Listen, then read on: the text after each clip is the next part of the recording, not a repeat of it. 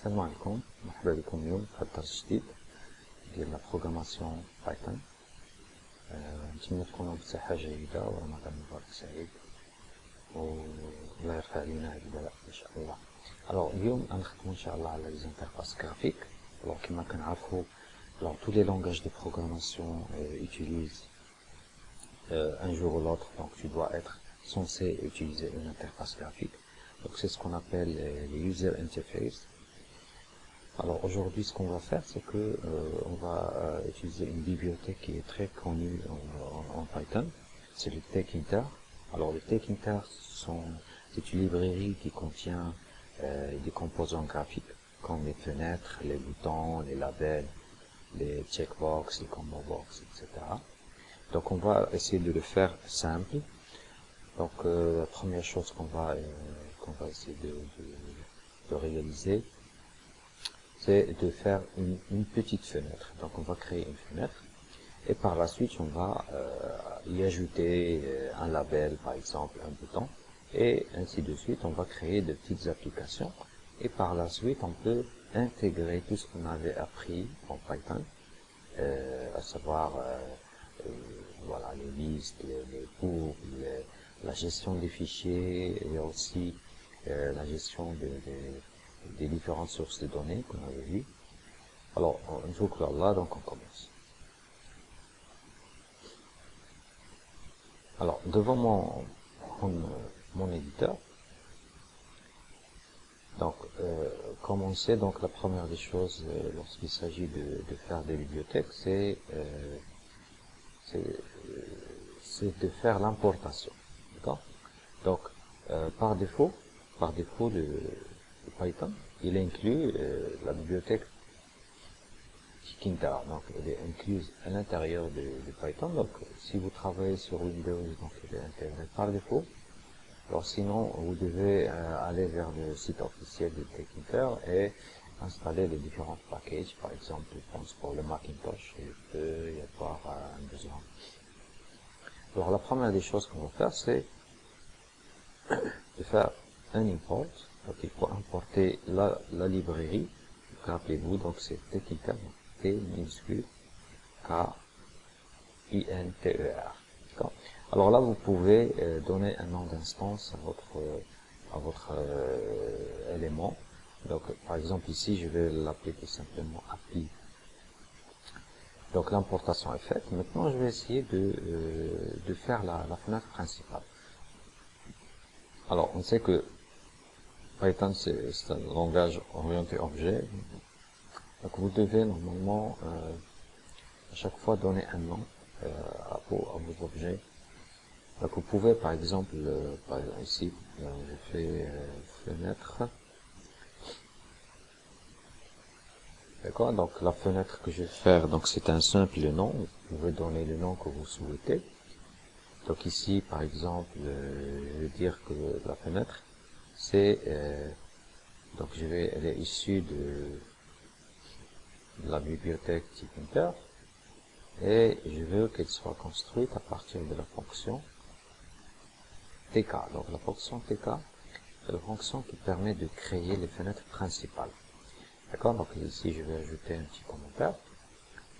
Donc je fais un petit commentaire ici, par exemple, création de la fenêtre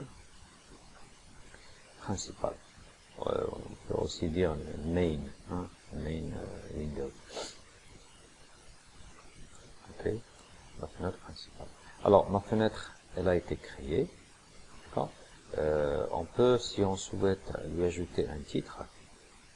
Donc la fenêtre .title, donc actuellement il est reconnu comme une fenêtre. Donc on peut mettre en place un titre. D'accord. Par exemple, ici je vais faire ma première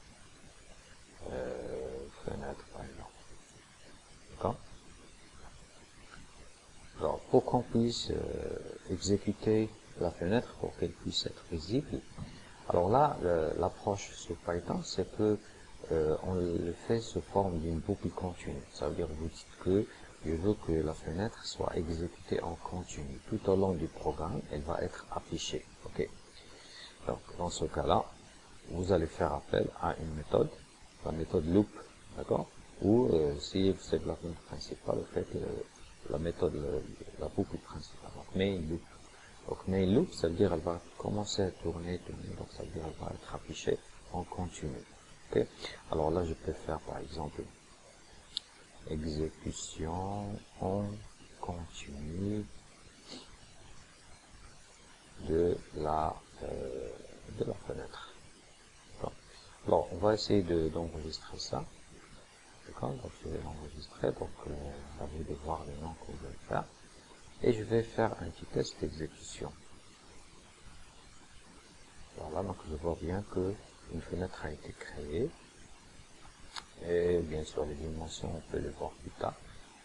On voit ici le logo de TechInter et bien sûr l'intitulé qu'on a donné à notre fenêtre. Donc ça, c'est normalement l'atelier numéro 1, comment lancer une fenêtre graphique à partir du Python. Parce que tout ce qu'on avait fait jusqu'à présent, c'est juste les instructions de base depuis la console. D'accord? Donc on se retrouve dans la deuxième partie, Inch'Allah. Alors dans cette deuxième partie, ce qu'on va faire, c'est on va essayer d'ajouter quelques contrôles. Donc les contrôles qu'on connaît, les plus connus, les boutons, les zones de texte, etc. Donc nous, ce qu'on va faire, on va ajouter un simple label à la fenêtre qu'on avait déjà faite. Alors ce label, normalement, qu'on connaît, donc en anglais, le label, ça veut dire une étiquette. Hein. Une étiquette, ça veut dire on va placer une petite étiquette à l'intérieur de notre fenêtre. Donc déjà la fenêtre, on l'a faite dans la première partie, donc on l'a appelée fenêtre. On lui a donné un titre. Alors ici, je vais ajouter un label, une étiquette. Alors, faire un petit commentaire, créer un label. Donc c'est très facile. Alors pour créer un label, normalement on va lui donner un nom, peut-être label comme ça. Et ce label normalement, il est issu de l'application. Il est issu de l'application et il va être inséré normalement à l'intérieur de la fenêtre qu'on a faite. Donc le label il fait partie du package qu'on a importé ici. D'accord? Okay. Donc le package c'est l'appli. Donc je vais faire appel à mon package, donc appli, d'accord? Et je vais appeler la méthode qui crée des labels. Ça s'appelle tout simplement label. Alors là je vais créer mon label. Donc le label que je vais faire, le premier paramètre c'est que vous devez annoncer à quelle fenêtre il appartient. Donc la fenêtre qu'on a déjà déclarée, je veux qu'il soit inséré dans cette fenêtre-là. Donc je vais écrire fenêtre. Donc il appartient à cet espace de travail qui est la fenêtre.